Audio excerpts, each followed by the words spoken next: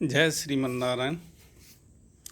आज हम एक वेद मंत्र जो कि गणपति की वंदना में प्रयुक्त होता है, उसकी अर्थवत्ता पर थोड़ा विचार चिंतन करेंगे। वस्तुतः हम लोग जैसे हमारा देश आज़ाद हुआ तो हम अपने स्वतंत्रता सेनानियों को बड़े श्रद्धा से नमन करते हैं, याद करते हैं। ठीक उसी तरह जो हमारी वैदिक परंपरा है, सनातन परंपरा है, वो ईसा से लगभग सभी विद्वानों का मत है कि लगभग 10,000 वर्ष पूर्व तक तो लोग एक मत होकर ये कहते हैं कि इसके बाद तो वेद मंत्रों का जो सृजन है या जो ऋषियों ने जो दर्शन किया है वो इससे पूर्ववर्ती काल में ही किया है, परवर्ती काल में नहीं किया। तो उसके आधार पर हम ये कह सकते हैं कि इतनी पुरानी सुदीर्घ प्राचीन परंपरा है। लेकिन जैसे मैंने अभी कहा कि इसकी रक्षा करने का किसके ऊपर दायित्व था कि जिसके फलस्वरूप आज हम इसको हमारे सामने हैं ये वेद मंत्र, आज उपनिषद, ग्रंथ, पुराण और रामायण, महाभारत, गीता और हमारे पास जो बड़ा समृद्धशाली जो साहित्य है वो आज हमारे पास उपलब्ध है। इसमें भी जिन ऋषियों, मुनियों, मनीषियों, समाज सेवकों, समाज के उद्धारकों, कवियों, संतों की एक बहुत सुदीर्घ परंपरा रही है। विदेशी आक्रांताओं ने हमारे धर्म ग्रंथों को नष्ट करने का पूरा प्रयास किया, लेकिन इसके बावजूद भी आज ये हमारे सामने हैं, हमें उपलब्ध हैं। बहुत से हमारे ही समाज से लोग कट गए और वो आज किस तरह की स्तुतियाँ दूसरे धर्मों की कर रहे होंगे और कर रहे हैं। तो ये हमारा बहुत बड़ा सौभाग्य है कि हम उन प्रातः स्मरणीय लोगों का भी श्रद्धा के साथ उनका नमन करें कि जिनकी बदौलत आज हमारे धर्म ग्रंथ और ये मंत्र जिनका कि हम मांगलिक अवसरों पर प्रयोग करते हैं और इनसे बहुत बड़ा हमें संबल मिलता है और इनमें जो महनीय विचार और चिंतन है जो देश, समाज और राष्ट्र के लिए बहुत ही नायक है, तो इसके लिए हम उनको हमेशा उनके प्रति कृतज्ञता ज्ञापित करते रहना चाहिए। तो एक मंत्र है जिसको कि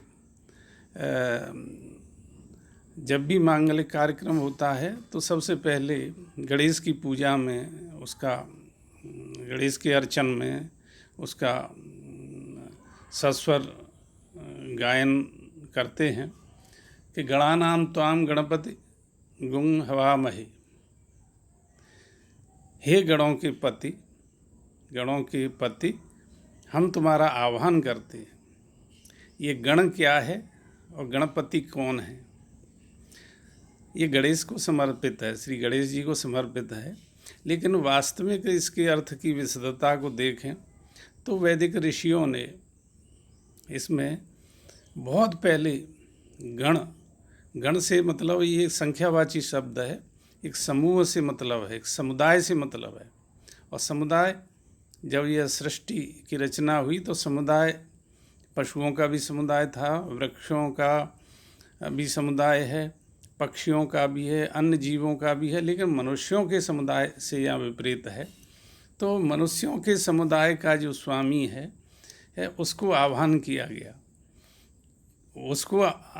किया गया और आह्वान में बड़ी ताकत है, बड़ी शक्ति है।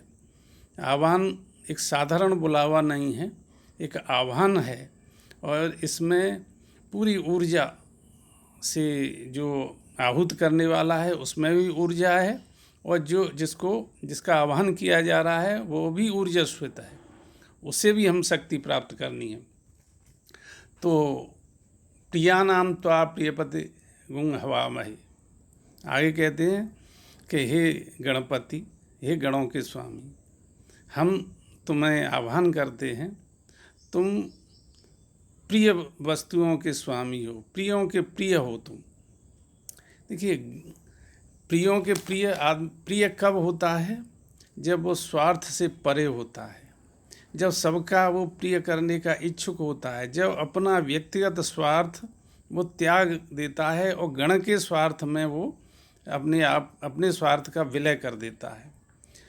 बहुत पहले एक हॉब्स, लॉक, रूसो ये हुए हैं। तो रूसो ने एक थ्योरी दी थी कि कोई भी सरकार सामान्य इच्छा से चलाई जा सकती है। ये सामान्य इच्छा थी कि जन समुदाय, ज़्यादातर लोगों की जो मत है, जो इच्छा है, उसके अनुसार हमारा निर्णय या हमारी सरकार होनी चाहिए, और सामान्य हित को देखते हुए क्षुद्र या छोटे से ग्रुप या थोड़े से एक व्यक्ति के हित को नहीं देखना चाहिए। ये बात अपने यहाँ हजारों वर्ष पूर्व जो कही गई, उसमें ये बात कही गई कि प्रियाणाम त्वाम प्रियपति गुं हवामहे। हे ऐसे गणपति जो अपना स्वार्थ त्याग करके सबके लिए प्रिय बनते हैं, जो सबके लिए, जिनके भीतर प्रियत्व है, ऐसे मैं गणपति का आह्वान करता हूँ कि आप आइए और सबके प्रिय बनिए। तो वो अपने स्वार्थ से परांगमुख होकर के गण के हित के लिए कार्य करते हैं। आगे उन्होंने कहा कि निधि नाम तुम निधियों के भी स्वामी हो, तुम्हारे पास अनेक निधियां हैं। तो ये गणपति के लिए कहा गया, जो गणपति है तो उसके पास जो भी अर्थ है, जो भी वस्तु है, कीमती चीज़ें हैं, वो भी गण के लिए ही हैं, और हम आह्वान करते हैं कि उनका उपयोग गण के लिए ही हो। और जहाँ गण के लिए उपयोग होता है, जहाँ गणपति अपने स्वार्थ को परांगमुख करके वो गण के हित के लिए उसमें लगा देता है, वही वंदनीय होता है। तो उसके लिए हम आह्वान करते हैं। और अहम अजनि सोमम अहम अजनि गर्भधमा त्वम अजासि गर्भधम। और ये कहा गया कि भाई मेरी विपत्तियों में तुम ही मार्गदर्शन देते हो, तुम्हारे अंदर बहुत विचार है, चिंतन है, तुम्हारे पास सारी रहस्यमयी बातें हैं।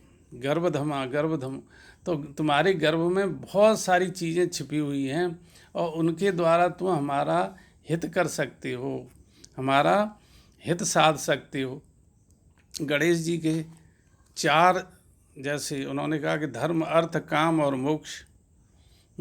तो धर्म, अर्थ, काम और मोक्ष, ये 4 भुजाएं उनकी 4 भुजाएं हैं।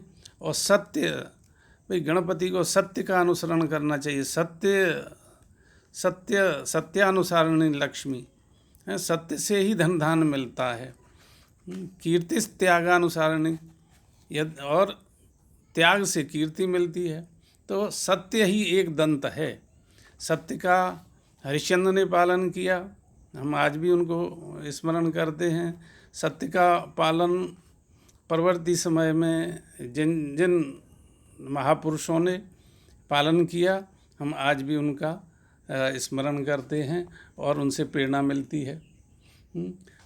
आप जो गणपति है उसमें राजनीतिक चिंतन होता है, धार्मिक चिंतन होता है, आध्यात्मिक बातें, आध्यात्मिक ज्ञान से भी युक्त होते हैं। तो इनका पेट बड़ा लंबा होता है, यानी इनके गर्भ में बहुत सारी चीज़ें विद्यमान हैं। और जो महत्वपूर्ण गणपति का जो दायित्व है वो है कि हमें आपत्तियों से हमारे ऊपर आच्छादन माने हमारी रक्षा करें, और जो दुष्ट हैं जो कुचक्र रचने वाले हैं, जैसे आतंकवादी हैं, या तो ये मूसक है जिन्हें दबा के रखना, तो वो उनको जो है इस तरह से एक रूपक के द्वारा संकेत किया गया है कि उनको हम दबा के रखें। तो यहाँ पर गण के लिए भी आह्वान है और गणपति के लिए भी है। नमो गणेभ्य गणपतिभ्यश्च वो नमो नमः। तो गण को भी और गणपति को भी। अब यहाँ पर यह भी विचारणीय है कि गणपति अपने अपने क्षेत्र में केवल राजा ही नहीं होता, केवल गण का जो चयनित जो स्वामी है वो भी नहीं होता। एक क्लास में एक टीचर है, वो भी गणपति है। उसका दायित्व है कि वो अपने धर्म का पालन करे, तन से, मन से, हृदय से, आत्मा से, जो भी उसके पास में आए हुए जो जिज्ञासु छात्र हैं उनकी जिज्ञासाओं का समन करे और उनको उनके उन्नति के मार्ग को प्रशस्त करे। जो भी क्षत्रिय है और सीमा पर है, उसके लिए यह है कि वो दुष्टों का दमन करे, शत्रुओं से रक्षा करे। उसके लिए ये धर्म है कि वो हिंसा भी करे, लेकिन एक धार्मिक जो गणपति है, धर्म के क्षेत्रों में मार्गदर्शन देने वाला है, उसके लिए एक चींटी को भी मारना पाप है। तो ये धर्म का स्वरूप है कि जिससे बहुत लोगों का हित हो, क्योंकि शत्रुओं से बहुत लोगों का अहित होगा, इसलिए वो शत्रुओं का दमन करे। तो यहाँ पर इसीलिए ये बात कही कि भाई तुम जो है, क्या तुम इनसे रक्षा करने वाले हो, और तुम्हारे गर्भ में बहुत सारे, जैसे आपत्ति काल में बहुत सारे रहस्य हैं आपके पास, बहुत सारे सुझाव, बहुत सारा चिंतन है, जिससे कि आप जनता का मार्गदर्शन, गण समूहों का आप मार्गदर्शन कर सकते हैं। जो कि विपत्तियों में, जब गण के पास कई तरह की विपदाएं आएँ, जैसे वर्तमान में भी हम देख रहे हैं, तो उसमें सबसे बड़ा गणपति का धर्म होता है कि वो अपने गण की रक्षा करने के लिए, अपनी जनता की रक्षा करने के लिए वो निरंतर प्रयास करे, मार्गदर्शन करे, सद्मार्ग पर ले जाए, सही सलाहें दे और सही रास्ते की ओर इंगित करे। ये गणपति की पूजा का रहस्य ये है कि इसमें जो भी यजमान है उसको एक रिचुअल के रूप में केवल न सुना दिया जाए, उसके अंदर ये जिज्ञासा भी पैदा करनी चाहिए कि जब भी उसे समय मिले तो इसका अर्थ अवबोध भी करे, इसके अर्थ को भी जाने। ये अभी इसका एक पार्ट हुआ। दूसरे पार्ट में इसका और विशद अर्थ है, इसका आध्यात्मिक अर्थ भी है, और उस अर्थ की ओर भी चिंतन करेंगे और उस अर्थ को भी प्रकट करने का प्रयास करेंगे। जय श्रीमन नारायण।